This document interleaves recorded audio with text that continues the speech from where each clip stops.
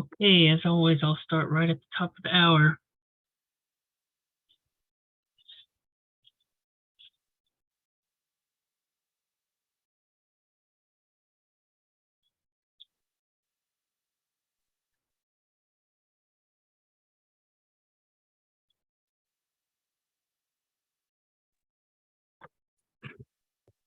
We'll be starting at the top of the hour. Thanks for joining.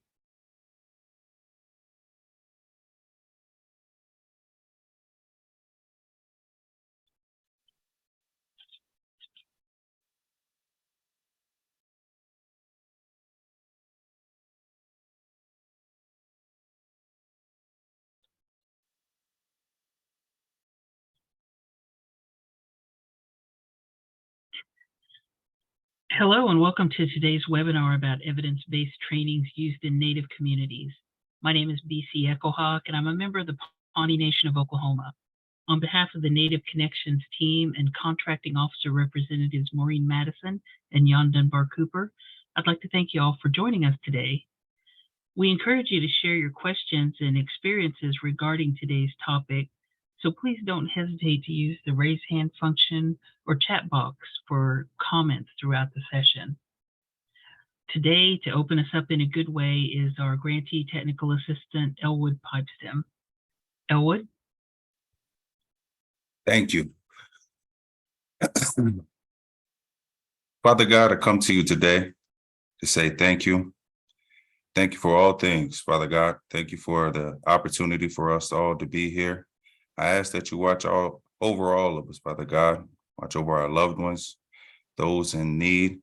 And I ask that you help us come here with an open mind and an open heart so that we may share ideas and obtain the knowledge that is being shared today, Father God. And I ask that you just watch over us all. And again, thank you. I hope. And my name is Elwood Pipestem Ott. I'm a training and technical assistant coordinator with Tribal Tech. And I'm Oto and Comanche, living here in Lawrence, Kansas, originally from Tulsa, Oklahoma. Thank you all for being here. And just want to say welcome, and I'll turn it over now to Julie White Pigeon. I hope. Thanks, Elwood. Hi, my name is Julie White Pigeon. I'm a member of the Saginaw Chippewa Indian Tribe of Michigan, and I'm zooming in from Michigan. I'm a GTA, Grantee Technical Assistant, and I have grantees in California and Wisconsin. I'm also work as a prevention facilitator with the Behavioral Health and Wellness Program with the Bureau of Indian Education contract, and a TTA coordinator with the SAMHSA Tribal TTA Center. I've been with Tribal Tech about 3 years, and I do coordinate youth mental health first aid for the Behavioral Health and Wellness Program. I really enjoy youth mental health first aid, and I believe in the training because it does make a difference. So let me pass this to Valerie. Julie. Waka Kuyana Gailuchi. My name is Valerie Kasuk-Pingayak. I'm Chipik from the Kachinwi tribe of Chivak, Alaska, and I'm based in Fairbanks. I'm also a GTA. I have grantees in Alaska and California. Now on to our learning objectives for today. They are to explore the definition of evidence-based trainings, discuss the EBTs used in your communities, share experiences, successes, and challenges with implementing EBTs, and discuss the role of culture, the role that culture plays when implementing EBTs.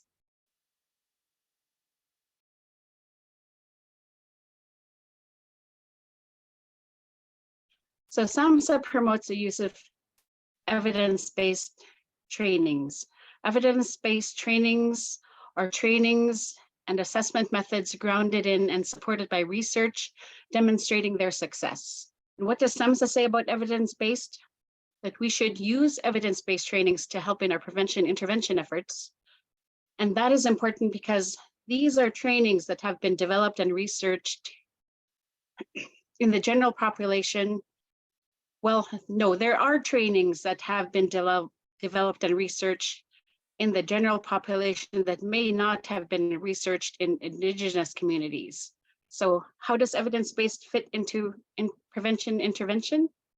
Indigenous communities and Native organizations have worked with evidence-based practices, trainings to help developers create adaptations or inserts for the trainings like the ones we're going to talk about today. And it makes the trainings more relatable and effective in community prevention intervention efforts, because the information is relevant and related to the Indigenous populations. And just as a side note, SAMHSA does have an evidence-based resource center.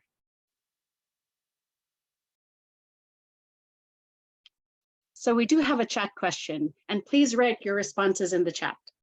So what are some evidence-based trainings used in your communities?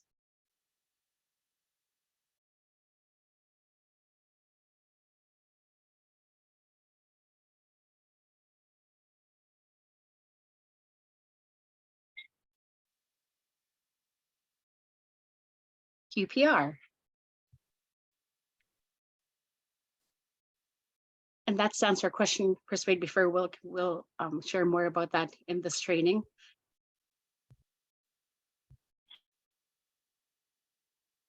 That was shared by Rita Eaglehead. It looks like Tatiana Jim said youth and adult mental health first aid, safeTALK, and assist. Great. Tanya shared QPR and signs of suicide. Carrie added QPR assist.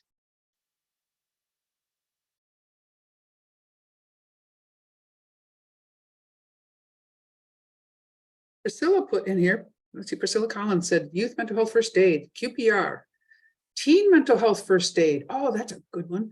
Sources of strength, assist, and safeTALK. Great, these are great trainings to use in communities. And a lot of these we'll touch upon in these webinars. And now at this time, I'll turn it over to Julie. Thank you very much. You know, I wanted to start off, we want to give a little, just a little overview of some of these evidence-based trainings that we're going to be talking about, and our special speaker is going to be going over in more detail. But let's just look at question, persuade, refer. And I want to mention too, when we talk about these evidence-based trainings, to make the point that we recommend a safety support or behavioral health support person present for each training to ensure safety and well-being of participants.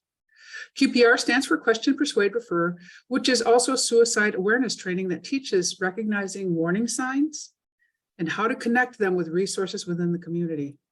It's recommended for persons 15 years and older and typically lasts about an hour to 90 minutes. We look at QPR like CPR.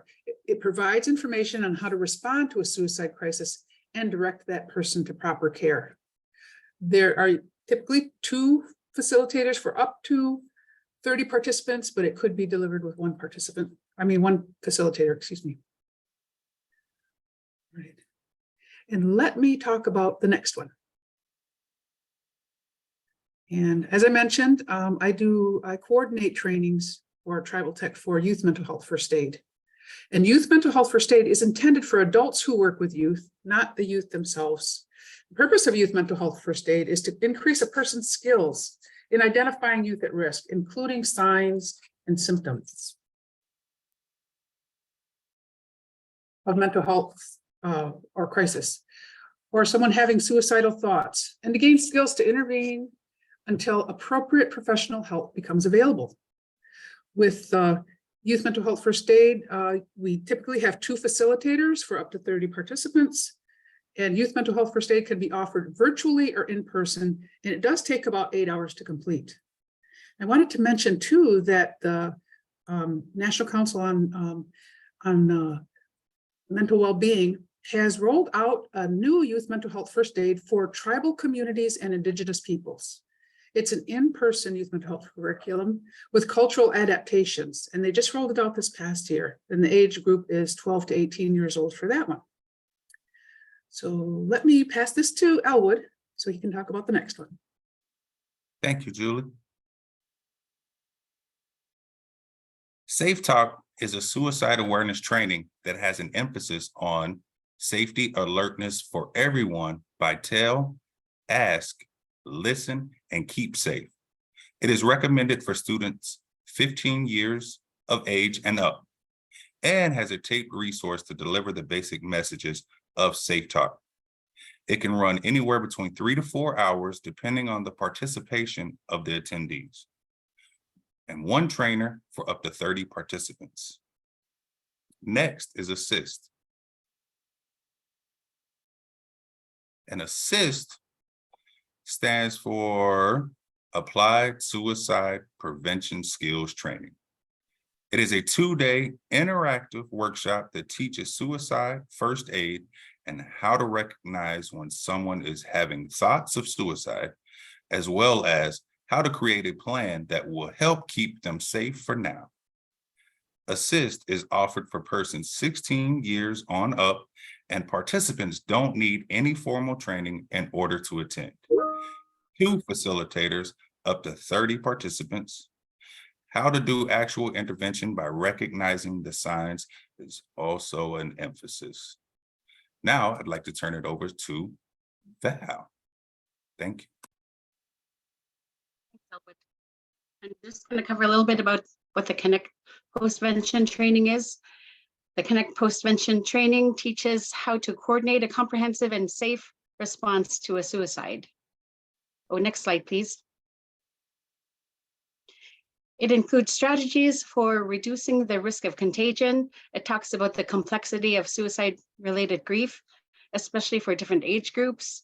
This training also has recommendations for funerals and memorial activities, as well as how to talk to survivors about suicide loss and how to promote healing. So this training includes best practices for safe messaging about suicide and responding to the media. It also helps communities identify community resources to promote healing.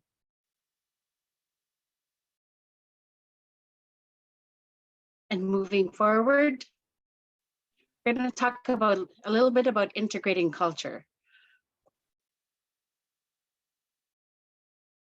Some of the tips include to identify and engage key staff who are familiar with the evidence-based trainings and culture. That way the trainings, depending on the training, can bring specific conversations that reflect their communities. And those can be conversations around resources, informal and formal, community engagement, protective factors, which can include things like spirituality, the land, and subsistence and gathering activities. And those are just a few examples.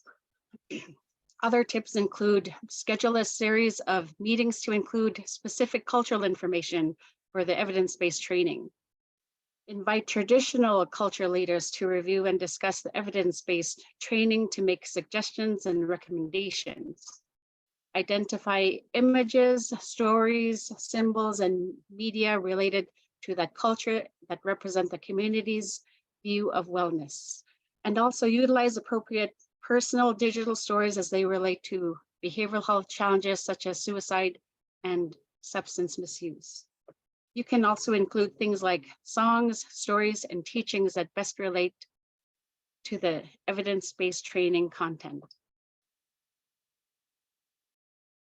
Turn it over to Julie.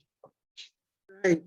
Talking a little bit more about integrating culture, because this is where we make connection with our communities, because we know our communities respond better when we take culture into consideration. So some cultural approaches that you may recognize are things that we've been practicing in our communities all along. Things like inviting community members, leaders to open trainings or event with a traditional blessing or song. It's having discussions around specific tribal community history of trauma and resilience as it relates to the training content. And always focusing on cultural strengths, our values and practices, and we want to invite our participants to share. We want to engage participants to talk about and share about the current wellness activities in the community. And then we're going to consider the tribal language as the content is shared. It's good to include the local tribal data and information as it pertains to the training. And we create a trauma-informed approach by using approaches such as the GOAN, the Gathering of Native Americans and Gathering of Alaska Natives, to create a sense of belonging. We'd like to utilize breakout sessions to discuss how the training could help individuals and families in the communities and strategies for success. And let me pass this back over to Val. Thanks. It is my great pleasure to introduce our guest speaker today. Her name is Sarah McConnell. She has firsthand knowledge and experience in helping to adapt an EBT for our Alaskan communities. So she's a dear friend and also one of my mentors for when I started facilitating QPR. Sarah?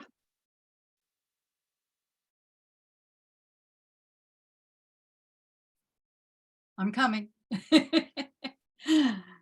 Hello. All right. And I would love to greet you from, I am currently on Moko Okeawe, also known as Hawaii Island, as a visitor. So I'm coming to you from the occupied sovereign kingdom of Hawaii.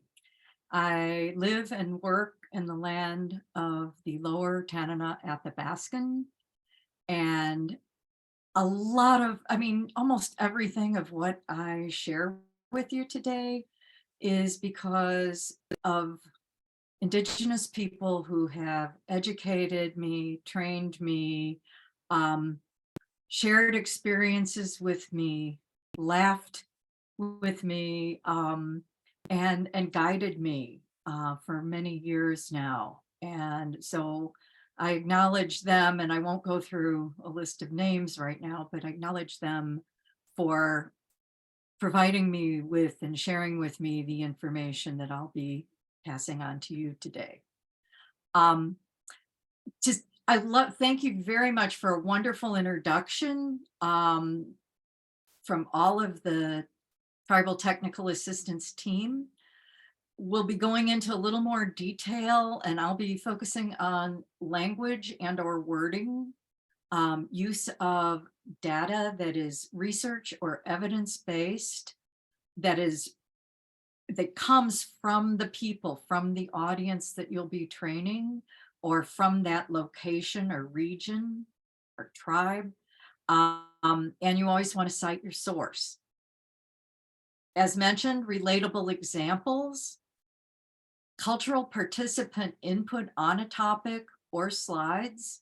I think it's important, especially for an outsider like myself, to not try to question anything that a culture bearer shares with the training in that training environment, because it's really important for me, especially as an outsider, to be respectful. Graphics, and I would like to, someone once upon a time said to me, cultural adaptation is not just adding beads and feathers to a PowerPoint. And so I think most of you probably are already aware of that, but I think that's an important point to make. And someday I hope I find who said that, so I can give them credit. Using quotations that resonate with your community or with your audience that you're training, and others. So as we're doing this training, I'm going to come back around to this slide. And if you have other examples, please share those with us. Okay. And thank you for having me here today. I appreciate it. And there we go. I think one of the most important foundations that I've found for cultural adaptation of evidence-based trainings is being respectful and aware of legal issues, so that you're doing any kind of change that you make to an evidence-based program is both respectful of the culture as well as legal in the eyes of the license holder. So it's included, but not including the following, but not limited. We want to look ahead as much as we can, talk to other tribal communities, review the content, take the training yourself, and look for trainings that are a good fit to start with. So they may not require require any kind of cultural adaptation. I was thrilled to hear Julie acknowledge the release of the tribal adaptation with mental health first aid. Excuse me for saying but when I retired from full-time work, it had already been a couple of years that they were working on that. So it's been maybe 4 or 5 years in progress. So great to hear that that is available now. Look for the perspective or approach used and the values that are evidenced within the training as it is. Ask the people who are the licensees or your point of contact with that evidence-based training, what's the degree of flexibility that they may have? Do they legally allow adaptation? There was a point at which some of the evidence-based trainings, you had to follow a specific script or you were not using evidence-based. It didn't count. So you want to be sure if they're flexible or rigid. Communicate with the creator or manager, license holder, and clarify their expectations so you know what abilities you may be having in order to make an adaptation. This is in the ideal world because you may not always know ahead of time that certain wording doesn't fit with the groups that you're training. So you may clarify expectations as you've started already working with the training. Make sure everything is purposeful. So think about, do you want to change existing material or add to existing material by adding a local couple of few slides that bring things to the people. Carefully consider what adaptations are priorities. Again, always be purposeful and know what your reasons are for wanting to change something or add something. Finally, and very, very important, have you received culturally based permissions or support for the adaptation as needed? Have elders, culture bearers, tribal council, whoever may be overseeing or participating or talking to others about your training. You want to be sure that people are accepting of or have been meaningfully participating in the changes that you're making. Okay. So a licensing agreement, for example, is with the QPR Institute. It's to ensure program quality, integrity, and that you are doing things with goodwill. So this is like a 25-cent version. The QPR Institute expects, for example, to teach QPR as taught and recommended, respect copyrights, report copyright violations to them, provide each participant with a QPR booklet and card, do not sell or resell QPR materials, and don't teach without a current certification. And I read these things because I know a lot of people may be multitasking or may also learn through hearing more than seeing. So additionally, with the licensing agreement, you do agree when you sign on to use their program, like most of these programs, you agree to follow the terms. They also point out that the most common problem for trainers is not having enough booklets. They have a little booklet that you hand out to each participant at each training, so that if people haven't been able to hold on to 90 minutes worth of information, they have it in writing that they can take home and also reference to some more resources, things like that. So it's QPR Institute to me has been a fantastic partner because they're very practical in their expectations. And they have also been just incredible partners in terms of flexibility. Again, as long as we could say, have reasoning why we wanted to make a change.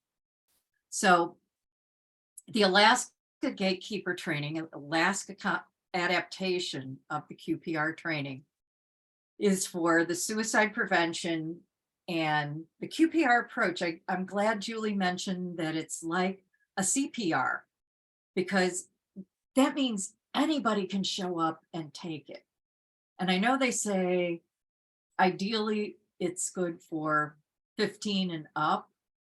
That was one of the adaptations right from the get-go, because we would have people come, especially in villages, and adults come, and auntie come and bring their 11-year-old son or nephew, excuse me, because they were concerned and they thought the information would be good for them to hear together. So I think that was an adaptation right from the beginning, that we had younger people involved with an adult present. So oftentimes it was for a school group and their teacher was present, or for a community group and a trusted adult, auntie, big sister, uncle, somebody like that, or parent were there.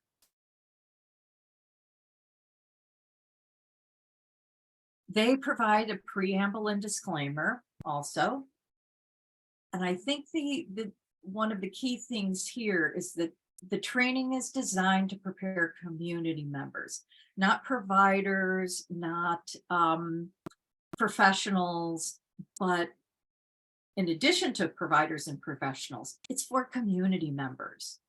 And it acknowledges, it tries its best in a few words to acknowledge that if things happen, it's not your fault. The main thing is that a person continues to live, that you can make that degree of intervention.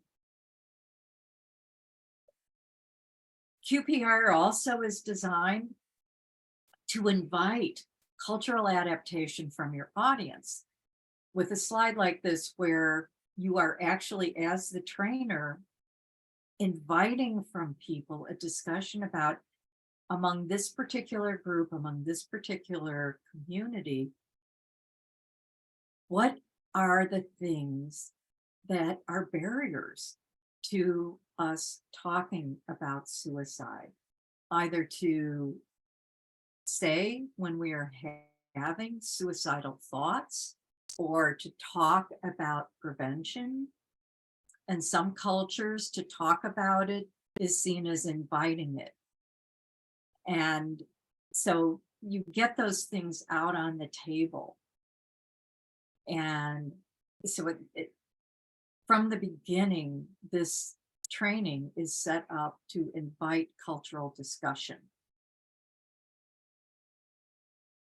One of the slides also shows how they follow what's called the ecological model about suicide, that when someone dies by suicide, it doesn't just impact them, it impacts all of these layers of connectedness. And so with this slide, I often just, rather than talk about an ecological model, talked about connectedness model, and that this training understands that and puts out there that we are all impacted when someone in our community thinks about suicide, makes suicide attempts, or may die by suicide.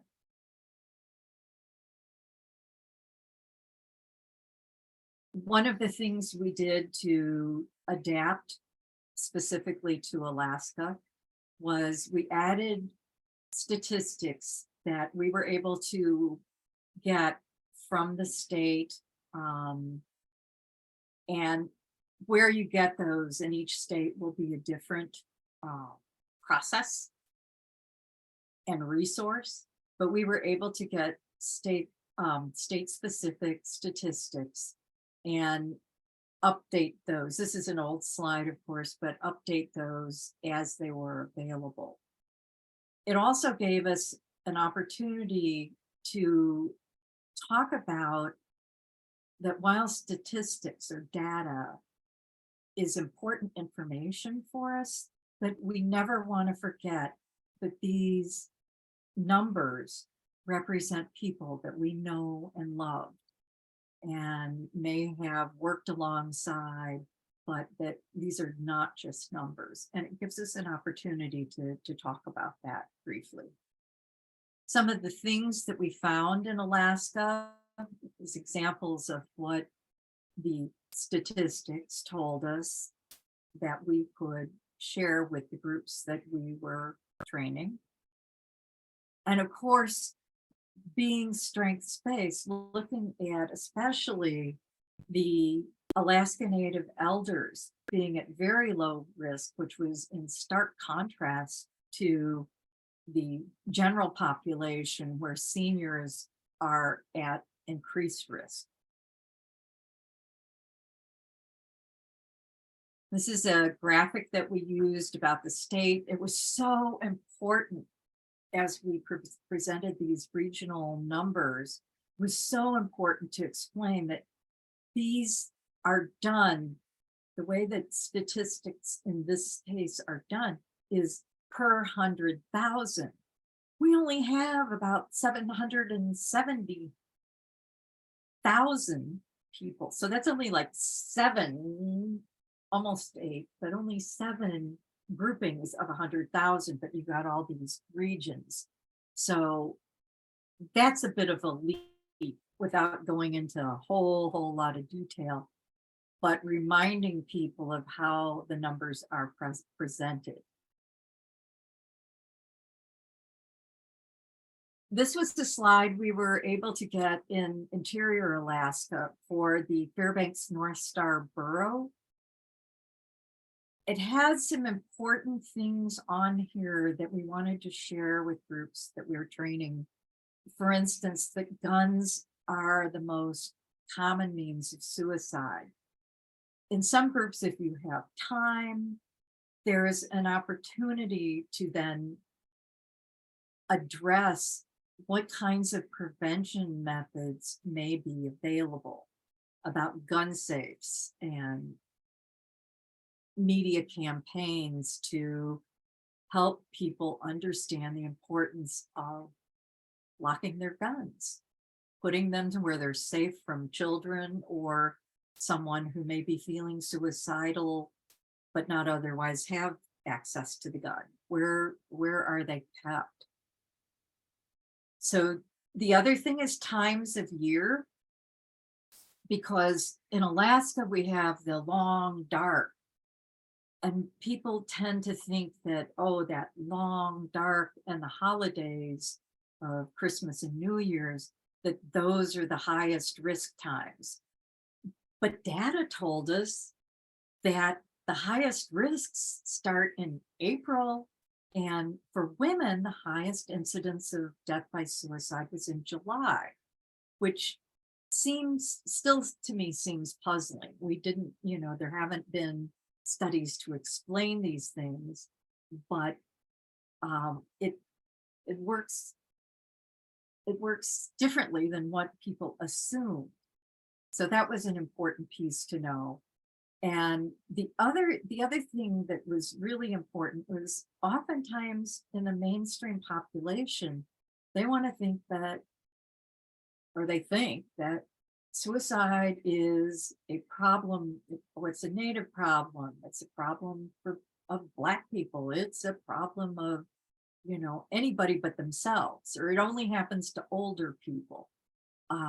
What they found, what the numbers said was that the percentages of population were exactly the same as the percentages of death by suicide in our borough, which is kind of like a county. but it's about the size of Connecticut or something. It's huge geographically. So having some of that information was helpful, and again, could be discussion points if you have time. This is a copy of the slide the way we got it. And you can see that it's full of information, got lots in there. But there were things on here like autocide, death by car accident, that most of the communities we were training didn't have cars. So we needed to look at things differently, just because it doesn't there's things on here that don't make sense. So what we did, first of all, was we tried to simplify the slide. And we also looked at things like the weather, being away from home, because when you're away from home, for instance, Val, when she's away from her home of Chivak, that's like hundreds of miles. And sometimes in today's technological world, you're cut off because the internet doesn't work, or even the phones. There are times when I lived in a village, there were times when the phones didn't work because of sunstorms or different things. Anyway, but that social support.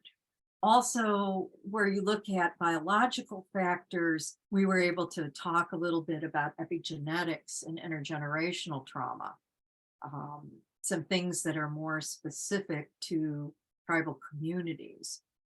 So, and we kind of kept evolving. That was one of the things, we kept evolving. I can't emphasize enough what a good working relationship we had with the QPR Institute, because during the process of training and getting feedback, when we would hear that there was a need for a change or something should be added, we would think about how we wanted to do it, talk with our participants, how we wanted to do that, and then call the QPR Institute, say, this is the change that we'd like to propose. Is that okay? Quite honestly, they never said no to me. And I did QPR trainings for nearly 6 years. And I called them a lot. We were on a first name basis up there, but having that working relationship was so valuable. So here's another example. In this slide, you see, I don't have a point, but that brownish stripe there, that's like having the gatekeeper intervention, having the gatekeeper training creates a barrier to suicide risk, actual completion of suicide. So this is the way we got it to begin with, as a wall of resistance, which is a great slide. It can be used in many, many ways that I'll explain.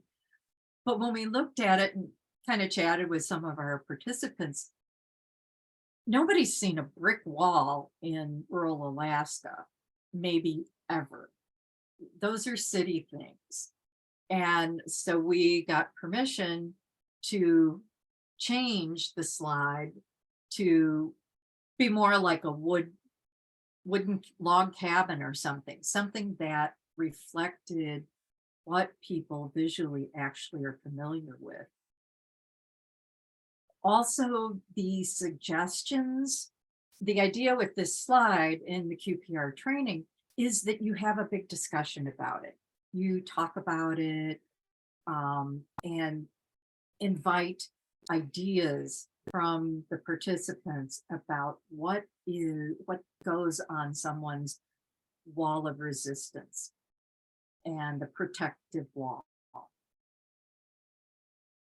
The other thing that we found was that this slide, we would make copies that had like just a few of the blocks filled in, and people like to take them with them and fill in their protective factors, or help a friend fill in ideas, because when you're in a crisis, you don't always remember these things. You may have like tunnel vision and not be able to see all those strengths, all those things, reasons to live, all those things that keep us getting up every morning. And so I think this is like super useful. It was also something that in some situations, like especially at schools and at the university in the gathering room, they put great big ones up on the wall, and anybody could write something in as they went by to encourage others, to help others to be safe. We also used this at a health fair and had over 300 responses from participants at a tribal health fair to relate to this. And actually from some of the input we got, also began to edit what was in our little PowerPoint slide. The other thing was in the original, it says up here in the right-hand corner, it says fear. I was doing a training out in Minto, Alaska, and one of the young men said, fear, why is there fear on this slide and love is not on there? And that was just one of those things where you kind of go, oh my gosh, you're right. Why isn't love on there? So that was a important change, I think. So this was kind of the final version we were beginning to use, but it was a very fluid kind of slide because we got input all the time, which is wonderful. And it also means something to people, I think, when they see, for instance, I was able to change fear to love right in the middle of the training. And we did that in a kind of, I didn't call the QPR Institute first on that one, but this was a slide that invited that kind of inserting what is important in that culture, in that community. So Alaska culture and suicide was addressed in the Alaska adaptation. And the original slide was taken from an article by Lisa Wexler and Joe Gone. And I apologize if I'm pronouncing his name incorrectly. Which was a good article. Lisa Wexler had done a lot of work in Alaska. People knew her and thought positively of her, probably still do. But the thing is, our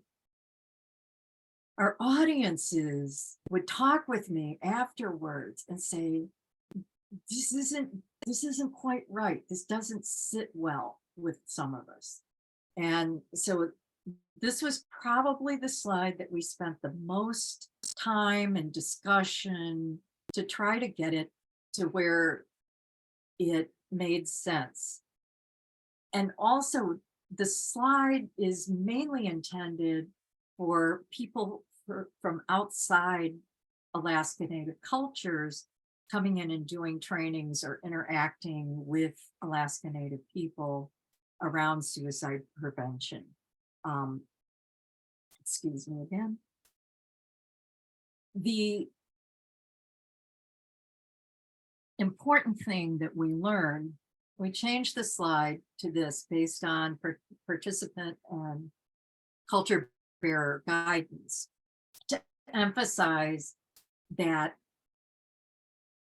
community or culturally specific considerations of healing from past or present grief and or trauma, because not every community has the same history or the same present. So it was important to our participants to reflect that. Some of it is similar, focusing on the group rather than the individual, working together, connectedness being so important, building relationships. and recognizing, respecting community-based efforts, focusing on strengths, both community and cultural, and supporting existing efforts. A lot of times trainers would like be sent in and not really know what was going on that the community was already doing. And it just common sense. And here this one elder always used to say, ain't they got no common sense? Howard Luke said that so many times. And it's so important to do our homework before we go into a community, to understand or know how we fit in, can we fit in? So this was a very important slide. And I thank all the elders and all of the culture bearers, all the Alaska Native trainers who contributed to this. There's also in the notes of that slide resources to refer people who are new to Alaska, people who don't have much experience, or even if they have experience but are like not fitting in yet. There are references to suggest that they take a look at to increase their understanding. Okay. So again, QPR is pretty simply stated and straightforward. These are what start the core slides from the QPR Institute. And one of the things that when we were first trained in it, we were given a short video to show, that we were told that we should show to our audiences that raised awareness about suicide. I never did show it because every audience I trained was already so deeply aware of suicide, having experienced a suicide in their family, friends, coworkers, community, that we didn't need a video that would be a trigger video and then disrupt the ability to cognitively focus, to learn because of flooding emotions. There was a short video that was made several years ago by the Alaska Mental Health, when they were called the Alaska Mental Health Trust Authority, from a young Alaska Native man who talked about his journey with suicide thoughts. And so we proposed that as an alternative, and the QPR said Institute was fine with that and glad to have an additional resource awareness. But even the short video for our audience wasn't necessary. And I think that's something that you check with. We, talked it over and explained the situation and the audiences. So that's another kind of flexibility that's important in knowing your audience. So some of the things were simple regarding like language. What we did was, I worked for the university, the Alaska Trust Training Cooperative, or the Alaska Training Cooperative. We changed our name a couple of times, once or twice while I was there. So the Alaska Training Cooperative. And we were able to partner with the regional organization Tanana Chiefs Conference. And we did a training of trainers. And then if the trainer wanted, I could travel out to their home village and co-train with them for their first community event where they were doing training. And that varied tremendously in terms of what the new trainer was comfortable with doing in their home community when it came time to actually do the training. And So we would do like kind of a rehearsal. We'd go through all the slides ahead of time, just the trainer and I. And we got to this one, and she said about indicating typical ambivalence. And she said to me, we know what ambivalence means, but nobody uses that kind of wording. That's considered high talk. And we don't talk like that because we don't need to. And so we were able to change and again, call the QPR Institute, said, can we use mixed feelings instead of ambivalence? And they were sure, as long as it communicates the same intent, as long as the same message is shared. So that was an example of a simple thing. And Arctic Village, way up north and close to the Canadian border, it's a Gwich'in community. And after the training, they pulled me aside and said, could we translate this into Gwich'in? Could we use our own language for this training? So we called the QPR Institute and said, you know, gee, there's a community that would like to explore presenting this training in their own language in Gwich'in. And they were like, that would be great. We would love it. So it didn't happen, but it was something that I think was so positive for the community to hear that, okay, we could do this if we wanted to. And so it's always ask, it never hurts to ask. Other things were indirect or coded verbal clues that they address. And we kept getting a lot of feedback on these coded clues that people were using FML on Facebook. And that was a new one to me. I thought it maybe meant family medical leave or forgot my lunch or something, but it doesn't. And several of the people in the trainings talked about how they experience people having suicidal ideation when they post this. Others, and sometimes it's just like, oh, my football team lost, or oh my, you know. So, but people concluded that it was a good thing to check out. The other thing was, I just called to say goodbye, or I just called to say I love you. And in one particular community, it was, I'm going to give you 3 days of good eating, which was a reference to the 3-day potlatch that the community typically had for someone who passed away. So adapting those to local. Also for effective QPR, there's a couple of things actually that we changed about this slide, because it said, originally said, offer to work with a rabbi, a therapist, psychiatrist, whomever. And in the rural communities, sometimes we had to stop to explain what a rabbi was.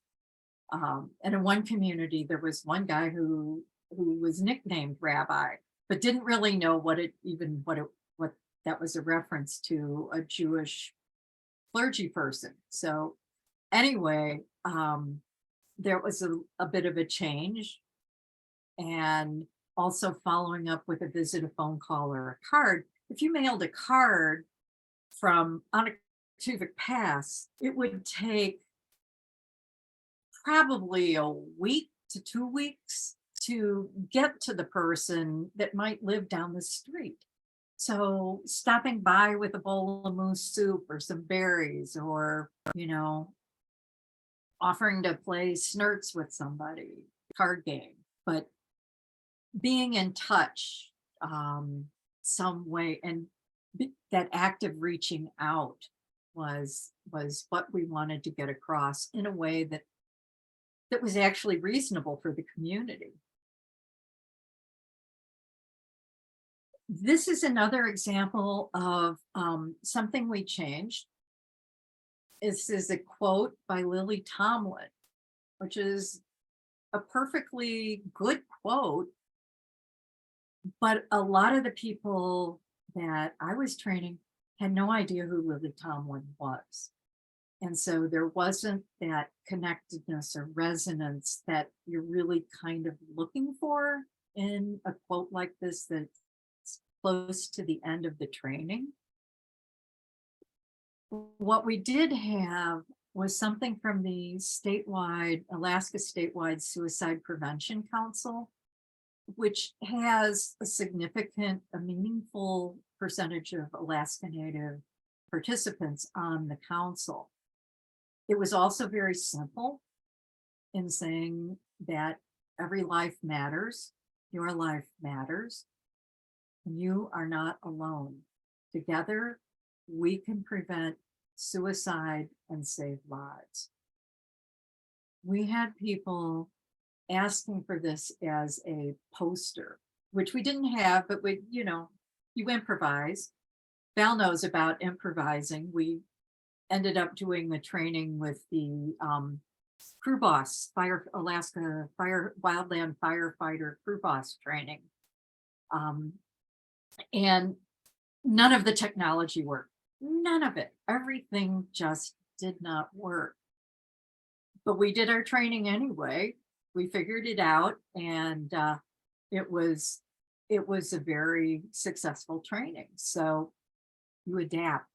But people asked us for this, and so I started taking out just an 8.5 by 11 color copy of this as kind of a poster and making it available to people. And it was impressive how many people took that and wanted to put it up on their refrigerator or put it up in their locker or somewhere. I had one group of junior high school students in a village. There were about 20 kids. And at the end of the training, the students said, could we say this together? Could we stand and say this together? And they initiated this whole thing of that we all held hands and stood in a circle, and they repeated this 3 times. It was so meaningful and so powerful that I just, our groups will take things and use them for their own protection, for their own safety, and for each other. And so that was really just a very moving experience for me. So I've talked a lot, and one of the things with trainings is having to listen to some trainer, go on and on. But the Zoom format kind of distance format leads to that. So I would ask now if anybody has any of their own experiences in terms of, and I hope I've already shared with you enough about what some of the challenges are. If you have a rigid EBT, that can be a huge challenge. You're working with a wide variety of groups in terms of their background and what they're looking for. That can be a challenge. Technology can be a challenge, but and the successes, hopefully we've covered a lot of that. And so I'd like to hear from others if we can. And I see there's like a lot of comments in the chat, but and let's see. Is it Mark? Would you or someone like to help monitor the chat here, or a way Yes, for Julie. Share? Julie will help with the comments. Okay, Julie, thank you. Sure. Yes, if you'd like to. Yeah, we've got some great comments in here, but there was such good information being shared that we didn't want to interrupt. But just to go back here in some of the information that was shared, we had comments about when we were talking about barriers, about the weather impacting cellular and internet access, even today. Val mentioned that. And Rita Eaglehead said that in Alaska, most villages do not have internet. And if they do, it is available in the school or tribal offices only. And many times she mentioned that she can't not even get through on the phone, but texts only go through. Carrie said that she loves seeing the cultural perspectives on the wood panel. I thought that was really, really good too. That really helps to put something relatable. And Carrie also mentioned, it's always nice to find the strengths within the community, breaking silos and building relationships work. Okay, all right. And Carrie also mentioned, wow, that's awesome. Seems like it would bring lots more understanding of the language speaking participants. So I think that was in reference to language. Yeah. Okay. And one of the, Rita asked for a copy of the webinar, so we could talk about that too. And BC mentioned, it's always good to check online abbreviations your youth are using. I've been very surprised by what some of them mean. ABC. I wonder what some of Look at FML. FML. All right. And then BC also mentioned you can download today's presentation through the link above. So she put a link in the chat. If you'd like to get that, you can scroll up through the chat. Okay. Oh, and Rita asked, can we download it right now or right after? And can you email me the link? So Rita asked for it to email it, and BC said we can download it now. So there's really good information. And I appreciate our participants sharing because there is a lot of good information. Okay. And Could I respond to the language comment? yes, please. I think one of the things when I first started staying up in Onoktuvik Pass, there were many Inupiaq speakers and elders who barely spoke any English. And there were words that were used. I came back after 5 months up there, and I had my automatic response was the Inupiaq word rather than the English word for certain things. And like, don't fall, don't cut up, you know, and different things like that. So I think it doesn't have to be all or nothing. That's another option, is being able to add specific words in the indigenous language, which make sense and which are the meaning is known by all the community participants. But I think that's one piece, is it doesn't have to be all or nothing. Just, you know, ask, can we, you know, do you mind us using this? This is our language and we want to use it. How can people say no to that?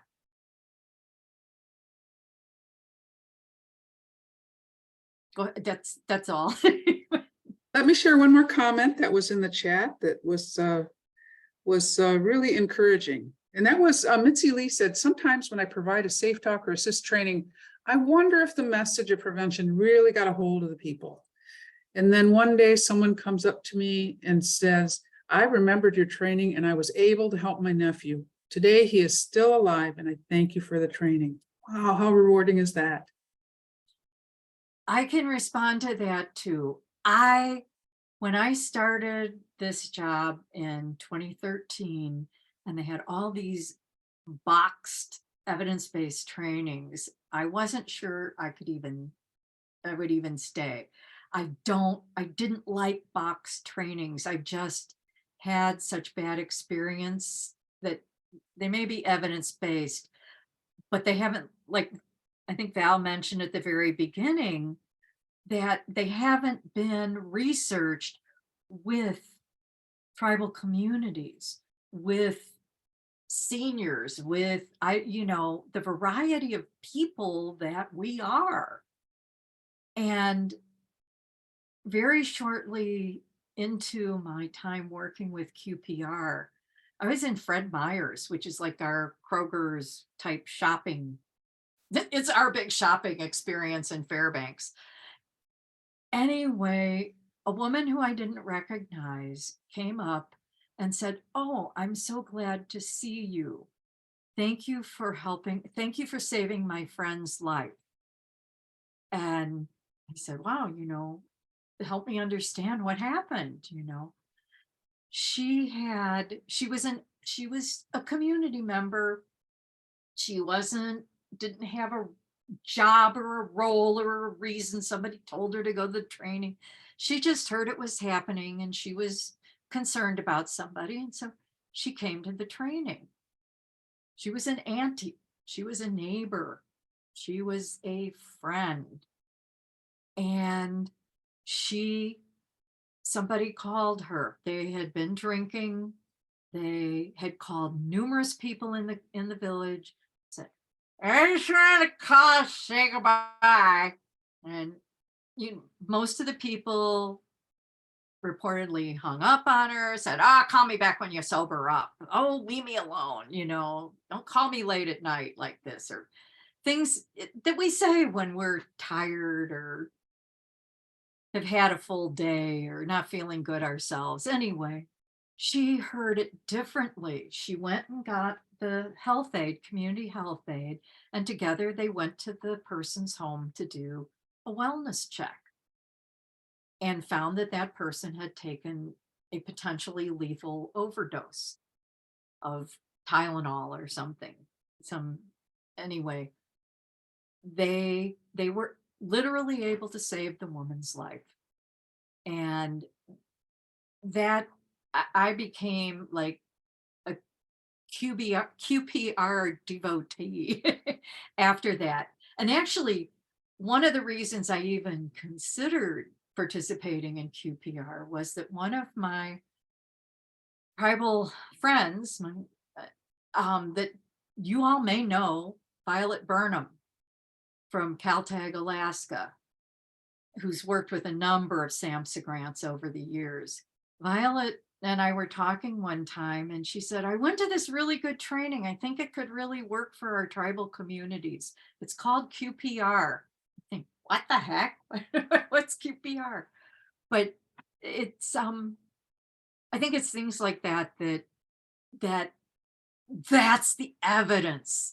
That's the evidence we all need to do this work, is when we hear from our colleagues, when we hear from our communities, when we hear from real people, that it works. It's not magic. It's not cure all the problems of the world, but it works. So anyway, I'll be quiet and let's see if there's more comments about adaptations others have done.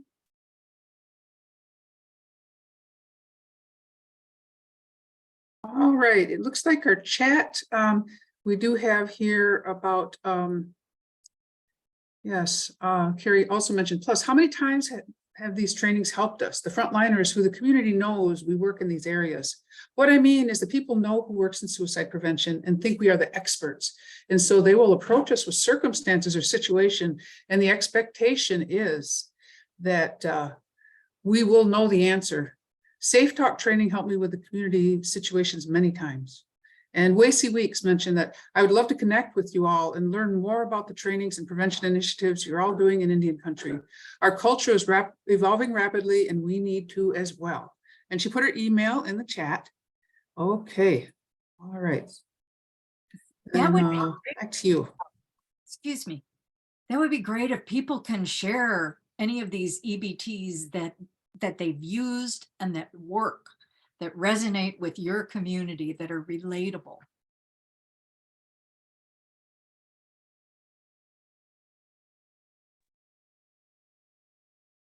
You see Wacy came on camera. You want to share?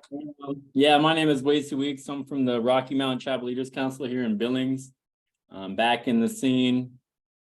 Thank you for the invite. Sorry for being late. I missed Elwood's presentation. I seen he was on there. I need you to do that one more time and send it in a private a message for me, please, sir. No, just kidding. No, thank you all for what you do. I'm only been working for the Tribal Leaders Council for about 2 months now, actually about a month and a half. But I mean, building these connections and that network, and I've noticed that the turnover rate is pretty high. So thank you all who have been in this for such a long time and sharing all your experiences. And I'm just trying to hit the ground running. So the more ideas, the more influence I can get in this fight, then hey, I really appreciate it. So that's all I had to say. Thank you all. Oh, thank you for sharing. Yes, and Carrie also put a comment in the chat, Carrie Dallas, simply getting past the stigmas and being able to ask the question, are you thinking about suicide, is something I can feel comfortable with saying purposefully. Thanks for that, Carrie. I think QPR and the other trainings may also, and so please jump in if you've had good success with what you learned in the other trainings. QPR really, really helped with that, just getting comfortable with asking and how to ask directly enough to have the feedback that you want without being intrusive and feeling, people mean or something. But I think that's been a really, really big thing. And I see Mary Lisa Huntington's picture on there, and it's so nice to see you again. But also, I think Val and the rest of the team have a little bit still that they want to wrap up with. If we can, let me know your time, or we can, I can finish this up now, or. Yeah, if you could move forward and finish up now, then we'll finish up after you. We'll get all finished up, yeah, together. Thank you again very much for having me here today. I haven't had a chance to talk about this for a while, but it really, it just lifts me up and gives me hope, knowing that you all are out there and making these efforts to try and help communities, help the people to respond to suicidal thoughts and risks, and do the prevention work that comes before needing to use QPR. So just a final reminder, please, with your adaptations, sorry. With your adaptations, be sure that you've checked with culture bearers, elders, whoever the people are in your tribe or community that you need to share the information with, and make sure you're doing it in a good way, as well as then checking with the any legal parameters or expectations that come with that evidence-based training use.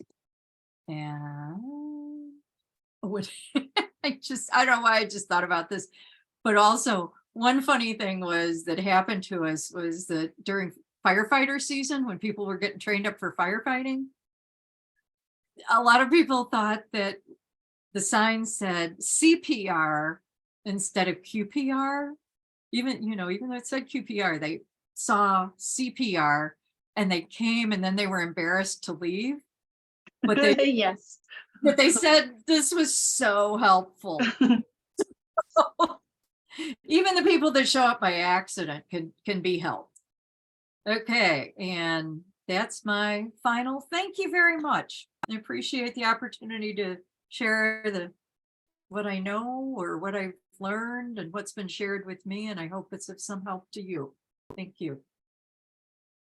Thank you so much, Sarah, for your presentation today. As a QPR trainer myself, I really appreciate the background knowledge, how all these slides came to be, and really appreciate your dedication to this work. It was a pleasure having you. And if anyone would like Sarah's contact information, Sarah we can provide her email in the chat. Otherwise, you can get a hold of me, and I know how to get a hold of her. So I'm one of the GTAs. And moving forward, we have some important resources to share. Of course, Thank you, Elwood. He put the link for the QPR Institute in the chat along with the Living Works suicide prevention trainings that were mentioned on here, safeTALK, Assist. If you click on that link, it'll offer more information on those trainings. He added the link for the mental health first aid training, and then also the link for the Connect post-mention training, that all the trainings that we mentioned today. Okay, thank you, Val. What I'd like to do then is to take a look at what we've got upcoming. We've got a couple of good webinars coming up. And so what we've got next is Indigenous Art and Symbols and their relation to culture and wellness. And that's coming up on May 23rd at 2 p.m. Our webinar's at 2 p.m. So, and then we have the American Indian, Alaska Native, Parenting, and that will be June 13th at 2 p.m. So, I want to give a special thanks to Sarah McConnell, Miigwech Sarah.